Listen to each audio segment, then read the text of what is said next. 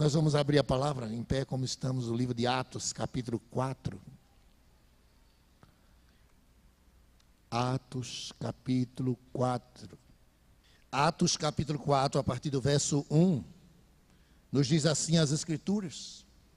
Falavam eles ainda ao povo, quando sobrevieram os sacerdotes, o capitão do templo e os saduceus, ressentidos por ensinarem eles o povo e anunciarem em Jesus a ressurreição dentre os mortos. E os prenderam, recolhendo-os ao cárcere até o dia seguinte, pois já era tarde. Muitos, porém, dos que ouviram a palavra, aceitaram, subindo o número de homens a quase 5.000. No dia seguinte, reuniram-se em Jerusalém as autoridades, e os anciãos e os escribas, com o sumo sacerdote Anás, Caifás, João, Alexandre e todos os que eram da linhagem do sumo sacerdote. E pondo-os perante eles, os arguíram: com que poder, ou em nome de quem fizeste isto? Então Pedro, cheio do Espírito Santo, lhes disse: autoridades do povo e anciãos, visto que hoje somos interrogados a propósito do benefício feito a um homem enfermo e do modo porque foi curado, tomai conhecimento, vós todos, o povo de Israel, de que, em nome de Jesus Cristo, o Nazareno, a quem vós crucificastes, e a quem Deus ressuscitou dentre os mortos, sim, em seu nome, é que este está curado perante vós. Este Jesus é pedra rejeitada por vós, os construtores, a qual se tornou a pedra angular, e não há salvação em nenhum outro, porque abaixo do céu não existe nenhum outro nome dado entre os homens, pelo qual importa que sejamos salvos. Podem assentar.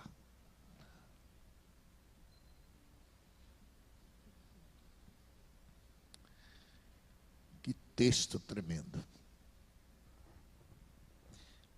Baixa a sua cabeça, peça a Deus que fale ao seu coração nesse momento.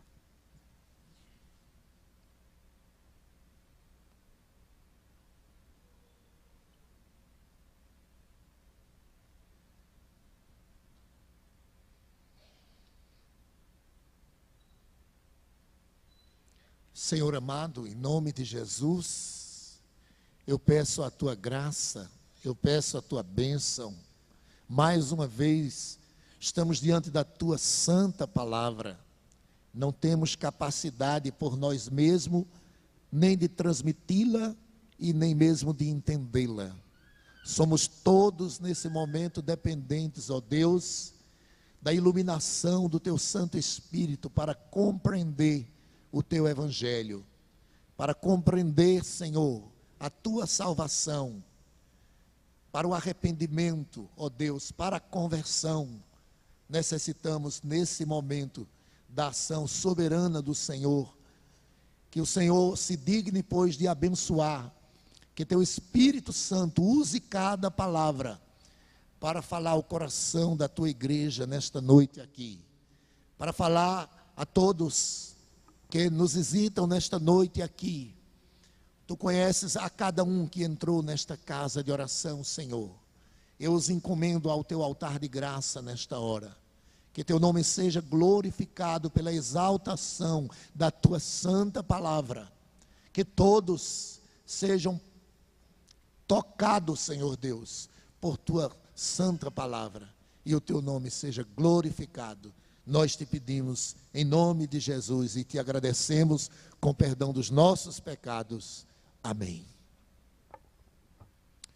Deixa a Bíblia aberta no texto para nós contemplarmos a gloriosa verdade que nós temos aqui nesse texto, a saber que somente no nome de Jesus, não existe outro nome pelo qual importa que os homens sejam salvos, e este é o nome do Senhor Jesus Cristo. Essa pregação de Pedro, a segunda registrada aqui no livro de Atos, ela começa no versículo 13 do capítulo 3, e nós já vimos por 2 domingos essa mensagem, e ela teve um resultado extraordinário. O verso 4 do capítulo 4 diz que muitos, porém, dos que ouviram a palavra, veja lá, aceitaram, subindo o número de homens a quase 5.000. No primeiro sermão, foram 3.000 que aceitaram a palavra. Diz o texto lá, arredondamente, não é? Porque diz lá, subiu quase 3.000 almas, lá no capítulo 2. Agora, diz o texto aqui, o número subiu a quase 5.000. Não é um número exato, mas para vocês terem uma ideia de que avivamento, não é? Aquela igreja estava experimentando, que coisa gloriosa. Em 2 sermões, cerca de 5.000 pessoas completamente convencidas, arrependidas, convertidas. É algo tremendo. Nas páginas do Antigo Testamento, a gente vai ver um avivamento muito superior a este aqui, na época do profeta Jonas, quando diz a Escritura que a cidade de Nínive inteira se converteu. Aqui havia milhares de pessoas. Eles estavam ali nas imediações do templo. E diz a palavra que esse sermão foi introduzido por um milagre, uma cura extraordinária. Foi a cura do homem coxo. Está escrito ali no capítulo 3, versículo 2. Quando Pedro e João, que foram ao templo para orar, eles faziam isso todos os dias. Eles tinham prazer de louvar e de adorar ao Senhor. Assim conclui Lucas, o seu evangelho, lá no capítulo 24. E aqueles que creram na palavra, no capítulo 3, vai dizer, no capítulo 2, vai dizer que todos os dias eles estavam juntos. E no templo, e de casa em casa, eles não cessavam de louvar a Deus, de glorificar certamente por tão grande salvação. E ali, quando eles estão entrando no templo, estava ali um coxo, um homem aleijado. Eu costumo dizer paralítico, porque ele não podia se colocar nem em pé e nem andar. Era um coxo, ele era um manco, mas era muito grave a sua deficiência. Ele não ficava em pé e nem andava, era um paralítico. Ele era levado pelas pessoas, não sei se seus amigos, não sei se seus familiares, para a porta do templo. O templo que era, na época, uma das maiores maravilhas do mundo. Você não tem ideia da grandiosidade desse templo. Ele estava em uma das portas, a chamada Formosa. Havia várias portas para entrar nesse templo. Não imagina um templo como isso aqui. Eles não podiam entrar no santuário. Eles podiam entrar numa parte chamada átrio. O templo era dividido em 3 partes. Então, nas imediações do templo, para você entender que era chamado templo também, ali milhares de pessoas se encontravam. E na porta estava um coxo pedindo esmola, estrategicamente, porque as pessoas iam para ali e levavam ofertas, levavam alguma coisa para doar, e ele pedia esmolas. Quando Pedro e João iam entrando, eles pedem esmola, e Pedro e João disse: olhem para nós não temos prata e nem temos ouro, não é? Toda vez que eu leio esse texto, já disse aqui, torna a repetir, fico com vergonha. porque eram os homens mais crentes, eram os homens mais santos, eram os homens mais fiéis a Deus, eram pobres, não tinham nada, materialmente falando, para oferecer àqueles homens, aquele aleijado. E Pedro disse: olha, o que eu tenho eu te dou. E pegou ele pela mão, em nome de Jesus, levanta e anda. E o homem que nunca tinha andado, nunca tinha ficado em pé, ele era coxo de nascença, ele tinha mais de 40 anos, ele se põe em pé, se firma sobre os seus pés, e de um salto ele vai pulando, entra no templo para louvar e glorificar a Deus por essa graça tremenda. É assim que todos nós deveríamos viver, saltando, pulando, louvando, agradecendo a Deus, porque a dádiva que nos foi dada, no mesmo nome que está escrito aqui no capítulo 4, 12, pelo qual importa que todos os homens sejam salvos. Foi esse nome que levantou aquele aleijado. É esse nome que tem poder para perdoar os seus pecados e fazer de você uma nova criatura. E aí, a palavra do Senhor nos diz que as pessoas se juntaram ali. E Pedro então pregou a palavra. Ele anunciou a Cristo. Ele falou da pessoa de Jesus, dizendo que Ele é o justo, o santo, o servo, o príncipe, o autor da vida. Ele fala de Cristo, ele fala da cruz, ele fala da morte, ele fala da ressurreição, e ele fala da glorificação do Senhor Jesus Cristo, colocando diante daquelas pessoas uma verdade tremenda, que foram elas que mataram o Senhor Jesus Cristo, foram elas que gritaram: crucificam, crucificam, mas o Senhor Jesus Cristo ressuscitou e curou aquele coxo. Não foi Pedro, não foi João. Eles estavam ali na autoridade, delegados em nome do Senhor Jesus. Se Jesus ali estivesse, teria feito isso. E eles fizeram, portanto, da autoridade, em nome do Senhor Jesus Cristo, como embaixador que está em outro país, representa uma nação. Pedro e João, naquele momento, representando o Senhor Jesus Cristo, né, intervém na saúde daquele homem e restabelece completamente a sua saúde. E então prega ali a palavra, anuncia Cristo.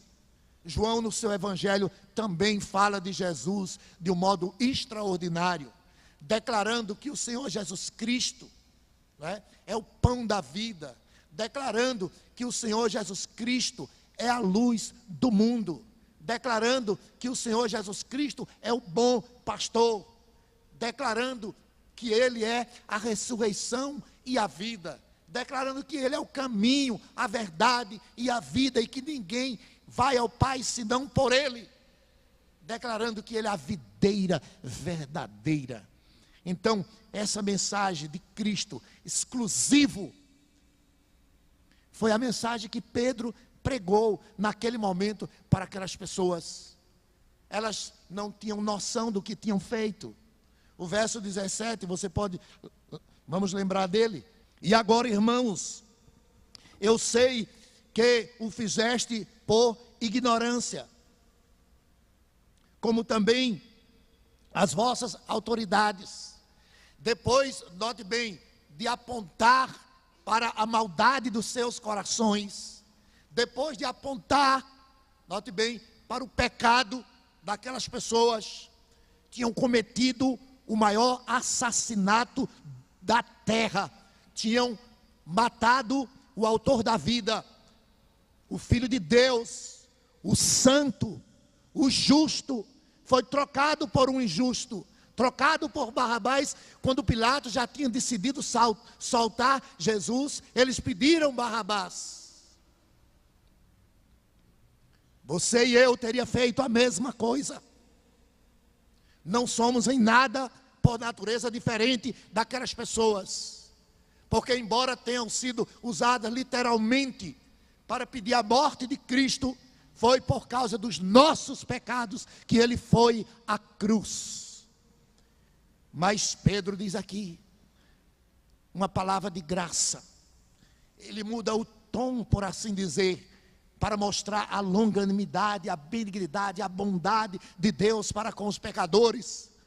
E diz: irmãos, veja o tom como é diferente. Irmãos, versículo 17. Sei que fizeste por ignorância, como também as vossas autoridades. Paulo confirma essa verdade na primeira carta aos Coríntios, vá lá na frente. 1 aos Coríntios, capítulo 2. 1 aos Coríntios, capítulo 2, versículo 8.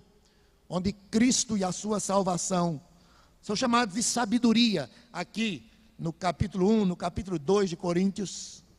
E ele diz assim: a sabedoria que nenhum dos poderosos deste mundo conheceu. Porque se a tivesse conhecido, jamais teriam crucificado o Senhor da glória. Fizeram isso porque eram ignorantes acerca da verdade. Não sabiam que estavam matando aqueles que eles esperavam, o Messias, o enviado da parte de Deus.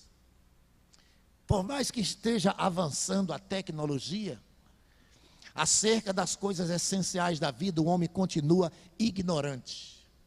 Ele continua ignorando a Deus.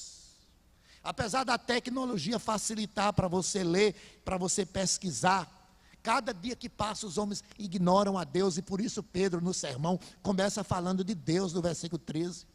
Deus de Abraão, Deus de Isaac, Deus de Jacó, Deus de nossos pais. Eles não sabem quem é Deus, e por não saberem quem é Deus, Jesus diz isso lá na oração de João 17, o mundo não conheceu a ti. Por não conhecer a Deus, ninguém conhece a si mesmo por natureza. Os homens não têm ideia do que realmente são.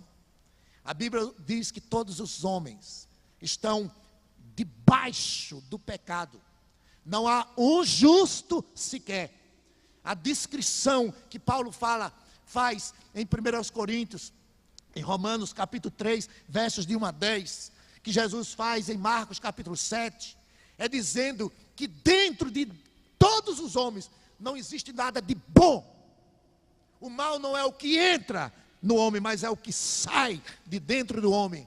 E Jesus diz que de dentro do interior dos homens é que saem as maldades, a mentira, a inveja, o dolo, o homicídio, a prostituição. Todas essas coisas saem de dentro e contaminam o homem. Mas os homens não conhecem. São disso ignorantes. E não conhecem também a necessidade que tem de salvação. Se os moradores dessa cidade tivessem conhecimento da necessidade que eles têm do Evangelho, da necessidade que eles têm da salvação, eles estariam todos aqui. Aqui não caberia de pessoas. Os homens não têm ideia do perigo que corre às suas vidas. São pecadores, dignos da condenação. Deus, eu não teria nenhuma razão para dizer a Deus que Ele não deveria me jogar no inferno. Nenhum de vocês que estão aqui, nenhuma pessoa, nenhum ser humano poderia chegar diante de Deus e colocar uma razão. O Senhor não deveria me jogar no inferno porque isso. Não! Se Ele lançasse a todos nós no inferno, Ele não estaria fazendo nada de errado. Pois todos somos pecadores. O salário do pecado é a morte. Somos dignos de condenação. Mas a longanimidade de Deus, a sua bondade, Ele está dizendo aqui: vocês fizeram isso por ignorância. Ignorância que não justifica. Ele não está dizendo, mas não tem nada não. Ninguém vai chegar diante de um juiz e dizer: eu fiz isso de errado porque eu não sabia, e vai ser absolvido. Não! Eram dignos da condenação. Mas Deus tinha o propósito, pela morte do seu Filho amado Jesus Cristo, de salvar pecadores. Pecadores maus, ingratos, rebeldes por naturezas, como eu, como você. Ele enviou, portanto, o seu Filho amado Jesus Cristo. E Jesus aqui veio e pregou e chamou as pessoas ao arrependimento. E é isso que Pedro faz no seu primeiro sermão. Olha o versículo 19: arrependei-vos, pois, e convertei-vos, para serem cancelados os vossos pecados. Que coisa tremenda. Pessoas que tinham feito o que fizeram, mataram o Filho de Deus. E agora Pedro está dizendo: arrependei-vos e convertei-vos, para serem cancelados os vossos pecados. Em certo sentido, o arrependimento é uma graça que Deus concede ao homem. Por si mesmo ele não se arrependeria. Você está em Atos, vá mais adiante ao capítulo 11. Atos capítulo 11. Verso 18, diz assim a palavra: e ouvindo eles estas coisas, apaziguaram-se e glorificaram a Deus, dizendo: logo também aos gentios foi por Deus concedido o arrependimento para a vida. O homem entregue a si mesmo, ele não tem condição de se arrepender. É uma graça de Deus. Mas o homem tem responsabilidade com isso também. Vá mais adiante, Atos 26. Atos, capítulo 26. Verso 20. Paulo está falando aqui, e ele diz: mas anunciei primeiramente aos de Damasco em Jerusalém, anunciei o evangelho, por toda região da Judeia, e aos gentios, que se arrependessem e se convertessem a Deus, praticando obras dignas de arrependimento. Note bem, é graça, e Paulo aqui diz: pratiquem obras dignas de arrependimento. É o que Pedro vai dizer no verso 19: arrependei-vos e convertei-vos. Há uma ação de Deus e há uma responsabilidade do homem também. É um exemplo glorioso. A Bíblia diz: arrependei-vos e convertei-vos. A Bíblia não diz apenas para você ficar na igreja ouvindo sermões. A Bíblia não diz para você apenas ser um visitante da igreja. Não é isso que vai cancelar os seus pecados. Você não vai poder chegar diante de Deus e dizer: mas eu gostava de ir para a igreja, eu gostava de ouvir o pastor Paulo, o pastor Évido, Bruno, eu gostava de ouvir a palavra, se tinha na rua, eu gostava de ouvir no rádio. Não é ouvir, não é simplesmente ser batizado. Arrependei-vos e convertei-vos. Você precisa mudar completamente, abandonar a sua maneira de pensar acerca de si mesmo, se achar um horrível pecador, indigno, se achar uma pessoa completamente longe de Deus. Você precisa reconhecer a sua pecaminosidade, de que você é digno de ser condenado ao inferno. Você precisa sentir nojo de você mesmo, sentir horror da sua situação espiritual. Porque a Bíblia diz que até as nossas boas obras diante de Deus não passa de trapos de imundície.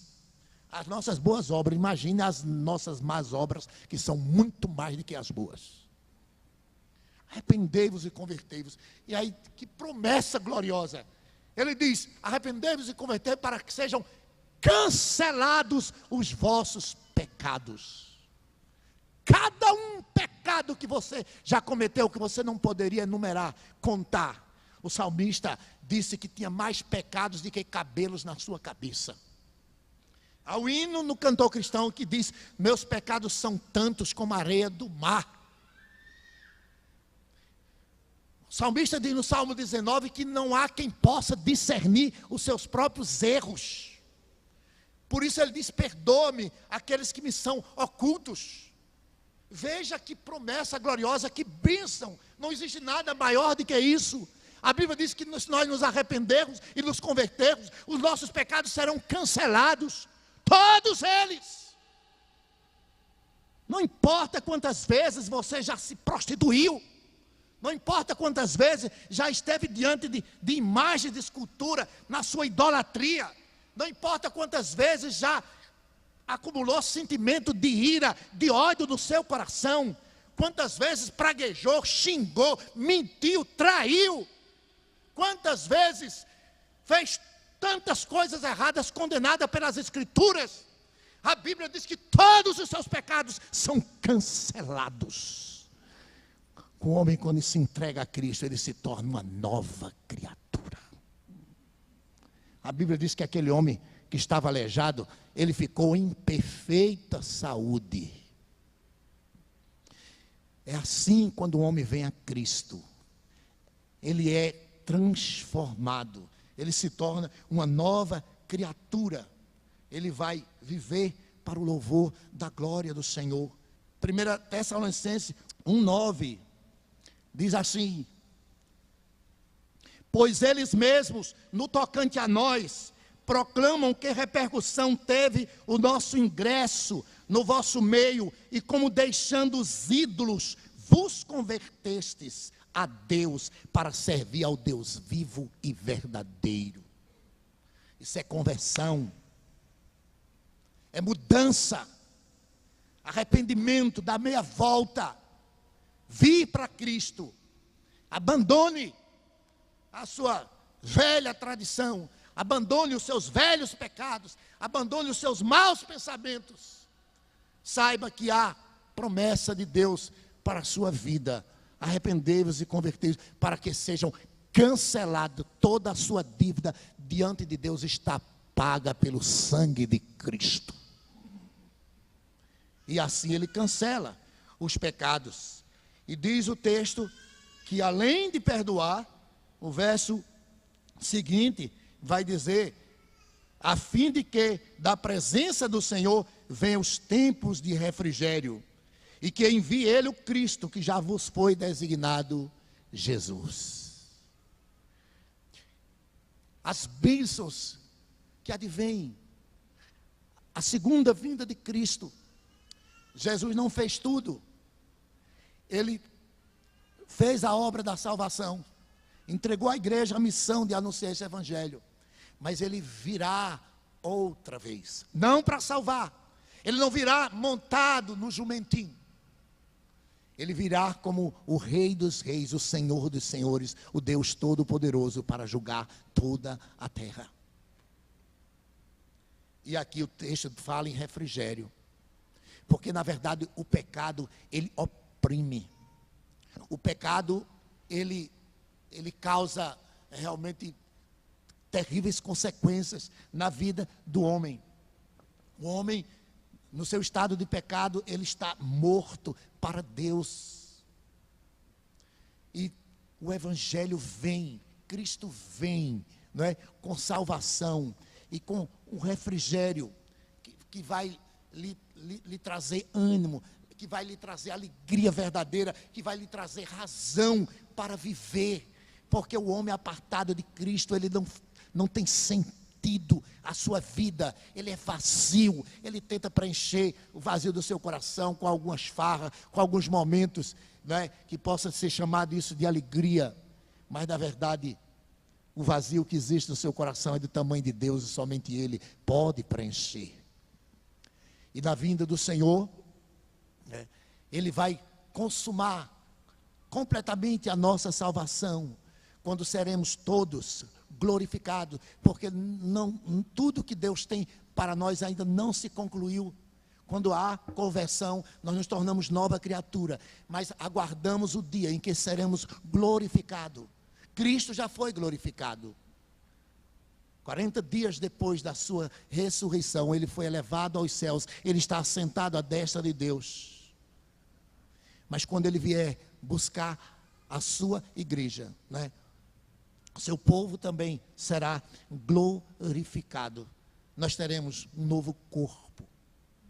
Nós teremos bênçãos que a Bíblia diz que jamais penetrou no coração dos homens.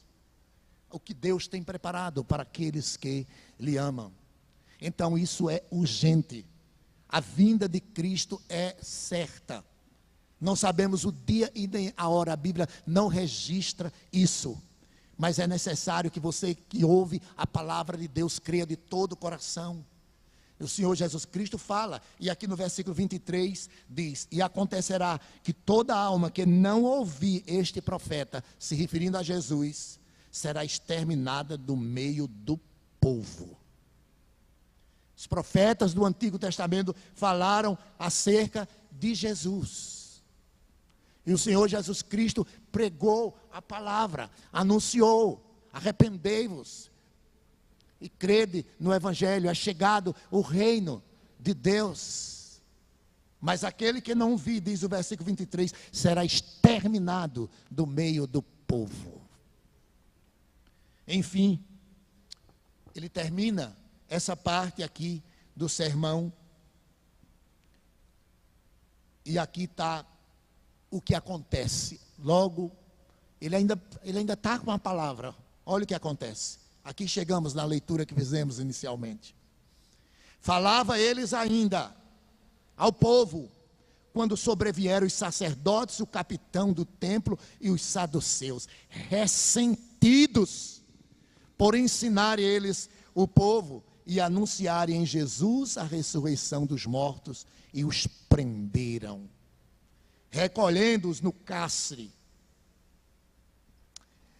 Aqui está o que ocorre, o que acontece. Quando Deus está abençoando milhares de pessoas com a salvação, o diabo se levanta. Então, note bem, há um resultado glorioso de salvação, o diabo se levanta. Mas o que foi que aconteceu para que tantas pessoas pudessem aceitar a palavra? Sabe o que aconteceu? Aquela igreja era uma igreja de oração. Olha aí nesse capítulo 4, versículo 24. Ouvindo eles isto, unânimes levantaram a voz a Deus. No capítulo 2, versículo 42, capítulo 2, 42, diz que todos que criam perseveravam na doutrina dos apóstolos, na comunhão, no partir do pão e nas orações. Perguntaram a Charles Spurgeon, pregador inglês, qual é o segredo do seu ministério? Um ministério tão frutífero, tantas almas conduzidas a Cristo. Charles Spurgeon disse: eu tenho uma igreja que ora por mim. Foi essa a sua resposta. Aqui havia um clima glorioso de oração. O Espírito Santo estava atuando poderosamente. Quase 5.000 chegou naquele momento que Pedro prega. Mas aí se levanta a perseguição. A Bíblia diz que quem quer seguir a Cristo fielmente sofrerá perseguição. Não demorou, o diabo se levantou. A igreja sofre agora a primeira perseguição. A gente vai ver no livro de Atos muitas outras investidas contra a igreja. Essa aqui é a primeira. No primeiro século da era cristã, a perseguição aos crentes foi algo terrível. E note bem, essas pessoas eram novas na fé. Elas tinham acabado de nascer de novo. Exceção dos apóstolos. Mas a perseguição foi para a igreja toda, não foi só dos apóstolos. Houve perseguição tremenda. Tentaram calar os servos de Deus. Hoje em dia também há perseguição. Desta forma aqui, em alguns países existe. É totalmente proibido pregar o evangelho em algumas nações. Nosso país não é, nós temos liberdade religiosas, mas tem forças querendo se levantar contra isso. A perseguição nos dias atuais, ela é muito sutil, ela é muito traiçoeira. Ela está vindo através das leis do nosso país, das ideologias que estão querendo, né, colocar aqui em nossa nação, para calar a igreja. Estão querendo proibir a pregação do evangelho em nosso país também. Não nesses moldes aqui. É de uma forma mais sutil. As perseguições existem. Satanás trabalha para que você não venha para Cristo. Satanás trabalha para que você, meu irmão, não tenha uma vida consagrada. E você não percebe isso. É uma perseguição sutil, que tem trazido desânimo para muitos, que tem levado muitas pessoas a uma vida relaxada, espiritualmente falando. Tem levado a muitos a não ter zelo pela glória de Deus, não ter prazer na comunhão com o Senhor, com a igreja de Cristo. Estão querendo calar a igreja, proibindo isso, proibindo aquilo, fazer referências em algumas escolas à questão de Cristo, à questão do evangelho. Estão trabalhando porque querem tirar Jesus da escola, Jesus das faculdades, Jesus. É verdade que Jesus está longe até de algumas igrejas, até porque não tem sido zelosas pela palavra de Deus. Então, é necessário que nós tenhamos muito cuidado,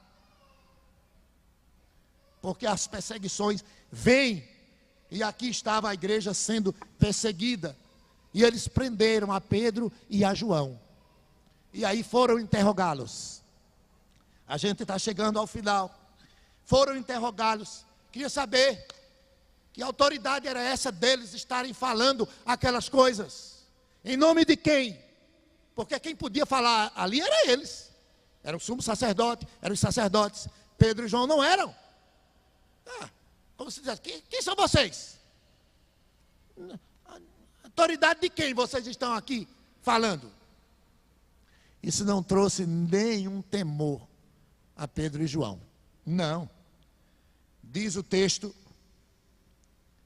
versículo 9: visto que hoje somos interrogados a propósito do benefício feito a um homem enfermo e do modo por que foi curado, tomai conhecimento vós todos, todo o povo de Israel, de que em nome de Jesus, o Nazareno a quem vós crucificaste, e a quem Deus ressuscitou dentre os mortos, sim, em seu nome é que esse está curado perante vós. Essa cura foi a introdução da mensagem. Essa cura foi realizada por Jesus. Jesus deu a Pedro uma introdução gloriosa para ele transmitir a verdade acerca dele, Jesus. Ninguém podia dizer nada contrário. Hoje em dia há falsos milagres, há falsos milagreiros, há falsos apóstolos. Mas aqui está um caso real, notório. Olha o que é que diz lá no versículo 16. Olha o que é que diz. Que faremos com esses homens? Pois na verdade é manifesto a todos os habitantes de Jerusalém que um sinal notório foi feito por eles e não podemos negar. O homem está ali, ele era conhecido, ele tinha mais de 40 anos, ele estava há anos sentado, todo mundo sabia quem ele era. E agora, por causa disso, muita gente se juntou, ouviu a palavra, muitos aceitaram a palavra. O que vamos fazer? Eles estão interrogando a Pedro e a João. E João disse àqueles homens uma verdade tremenda. Olha aí, o versículo 10. Tomai conhecimento vós todo o povo de Israel, de que em nome de Jesus o Nazareno, a quem vós crucificastes e a quem Deus ressuscitou dentre os mortos. Sim, em seu nome é que este está curado perante vós. Aqueles que vocês pensaram que se livraram dele, vocês, líderes religiosos, anciãos do povo, saduceus, fariseus, sacerdotes, aqueles que vocês fizeram de tudo para se livrar dele, foi ele que curou este homem que está em pé diante de vocês. E é este mesmo nome que eu anuncio para a salvação. Veja versículo 11 e 12. Este Jesus é a pedra rejeitada por vós, os construtores, a qual se tornou a pedra angular. Ele está dizendo, vocês rejeitaram. Os construtores, era como se fossem os líderes da religião. Vocês rejeitaram a pedra fundamental, a pedra principal. Cristo veio, eles rejeitaram a Cristo. E esse Cristo que eles rejeitaram, ele diz no versículo 12, não há salvação em nenhum outro, porque abaixo do céu não existe nenhum outro nome a ser dado entre os homens, pelo qual importa que sejamos salvos. Esse versículo, meus irmãos, é algo glorioso. Não existe outro nome. Ele chama a atenção de todas aquelas pessoas para o nome de Jesus. O nome significa a pessoa. Não era simplesmente o J-E-S-U-S, mas ele chama a atenção de todos para Cristo. Como se ele dissesse, Pedro e João não são nada. Nós não temos nada. Foi no nome de Jesus que aquele homem foi curado. É no nome de Jesus que essas pessoas foram salvas. Porque não existe nenhum outro nome. Paulo diz a Timóteo, há um só mediador entre Deus e os homens. Há só um nome pelo qual importa que sejamos salvos. Esse mesmo nome, esse mesmo Jesus disse, eu sou o caminho, a verdade e a vida. Ninguém vai ao Pai, senão por mim. Então, salvação só em Jesus. Existem instituições e religiões querendo reivindicar poder para salvar. Ah, faça boas obras que você será salvo. Ah, participe de penitência que você será perdoado. Ah, faça isso ou aquilo que você será perdoado. Não! Em nenhum outro há salvação. Como disse Isaías 64:6, já citado. O homem por natureza não pode fazer nada de bom para Deus. Por isso a Bíblia diz, não há um homem justo sequer. Não há um homem que faça o bem e nunca peque. Então não existe condições de você se salvar apenas frequentando a igreja aqui aos domingos. Não existe condições de você salvar apenas sendo batizado aqui. Não existe condições de você salvar apenas sendo um homem decente, uma dona de casa decente, que compra e paga o que deve, que não rouba, que não mata. Isso não salva ninguém. A única obra que salva é a obra de Cristo lá na cruz. E se você se arrepender e se converter, todos os seus pecados, ainda que você seja o homem mais vil do planeta Terra, ainda que você já tenha pintado as maiores misérias, saiba, quem está em Cristo, nova criatura é. Nenhuma condenação há para aqueles que estão em Cristo Jesus. Não há salvação em nenhum outro. O nome de Jesus, que já foi exaltado por meio do cânticos nesta noite aqui, é o nome que está acima de todos os nomes. Pedro diz aqui, não há salvação em nenhum outro, porque abaixo do céu não existe nenhum outro nome. Não é Pedro, não é José, não é Maria, não é João. O nome é Jesus, a ser dado entre os homens, pelo qual importa que sejamos salvos. Abaixo do céu, em nenhum lugar aqui na terra, porque o Senhor Jesus Cristo tem autoridade sobre céus e terra. Ao seu nome há de se dobrar todo o joelho, os que estão nos céus, que estão na terra e debaixo da terra, e toda língua vai confessar que Ele é o Senhor. É Ele que pode lhe salvar. Que você, nesta noite, possa perceber: Cristo veio, Ele deu a sua vida lá na cruz, pelos pecadores. Ele retomou a sua vida ao terceiro dia. Ele foi levado para a presença do Pai. Na sua ascensão ele foi glorificado. Ele está à destra do Pai. Em seu nome nós estamos anunciando a você nessa noite: se arrependa. Em seu nome nós estamos anunciando a você, meu irmão, que não tem vivido uma vida de compromisso íntegra na presença de Deus. Arrependa-se, converta-se. Em nome de Jesus, a salvação. A Ele seja dada toda a honra e toda a glória. Amém.